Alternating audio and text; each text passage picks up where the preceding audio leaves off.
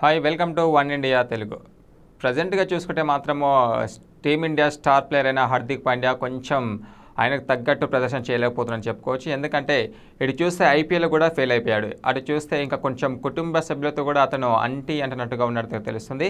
అయితే ఈ నేపథ్యంలోనే ఆయన పైన తీవ్ర విమర్శలు వస్తున్న నేపథ్యంలో తొలిసారిగా ఆయన తన పెదవి విప్పాడు. ఎందుకంటే గత అర్ధ సంవత్సరం కాలం నుంచి హార్దిక్ పాండ్యాపై వస్తున్న ఆరోపణలు కానీ ట్రోల్స్ కానీ ఆయన తట్టుకొని నిలబడ్డాడు. అయినా కూడా ఐపీఎల్లో అంతంత మాత్రమే ఆడాడు. ఎందుకంటే ముంబై ఇండియన్స్ నుంచి ఆయన కెప్టెన్సీ వహించిన తరుణంలో కూడా కెప్టెన్స్కి తగ్గట్టు కూడా ఆయన వ్యవహరించలేదు. ఇంకా హార్దిక్ పాండ్యాపై కూడా ఆయన అభిమానులు కూడా సైతం కొంచెం తీవ్రంగా నిరాశ చెందారు. ఎందుకంటే ఐపీఎల్లో ఫెయిల్ అయ్యాడు. అయినా కూడా అతన్ని T20 వరల్డ్ కప్కు ఎంపిక చేశారు. అయినా కూడా మొన్న జరిగిన T20 వరల్డ్ కప్ చూసుకుంటే మాత్రము కొంచెం తక్కువనే హార్దిక్ పాండ్యాకు తగ్గట్టు ప్రదర్శన చేయలేకపోయాడు. ఎందుకంటే హార్దిక్ పాండ్యా అంటే ఒక హిట్టర్, అటు బ్యాటింగ్లో కూడా ఇటు బౌలింగ్లో కూడా చాలా వరకు ఇంతవరకు ప్రదర్శనలు చేసి టీమిండియాను చాలా వరకు గెలిపించిన విషయాలు కూడా మనకు తెలుసు. కానీ మొన్న జరిగిన మ్యాచ్లో కూడా కొంచెం బ్యాటింగ్లో కొంచెం తక్కువనే చెప్పుకోవాలి. కానీ బౌలింగ్లో చూసుకుంటే మాత్రం 4 ఓవర్లు వేసి 27 రన్లు ఇచ్చి 3 వికెట్లు పడగొట్టాడు. సో ఈ ఒక విధంగా చూసుకుంటే మాత్రం బౌలింగ్లో తనకు తగ్గట్టు పర్ఫార్మెన్స్ చేసేసాడు.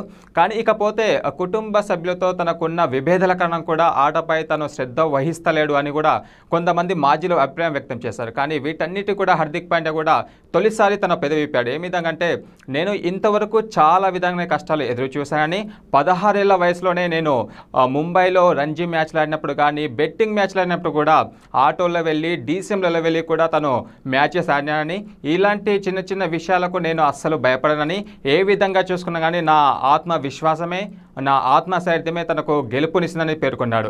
సో తొలిసారి గత 3 నెలల నుంచి ఏం మాట్లాడని హార్దిక్ పాండ్యా నిన్న తన పెదవి విప్పిన నేపథ్యంలో కూడా చాలామంది మాజీలు కూడా వాళ్ళ అభిప్రాయం కూడా వ్యక్తం చేస్తున్నారు. సో ఏది ఏమైనా కూడా తన భార్యతో విభేదాల కారణంగా సో ఈ మధ్య కాలంలో తన భార్య నుంచి కూడా సపోర్ట్ లేకపోయింది. ఎందుకంటే తనతో విడాకులు తీసుకుంటున్నారనే నేపథ్యంలో కూడా హార్దిక్ పాండ్యా ఐపీఎల్లో సరిగ్గా ఆడలేదని మాజీలు చెప్పారు.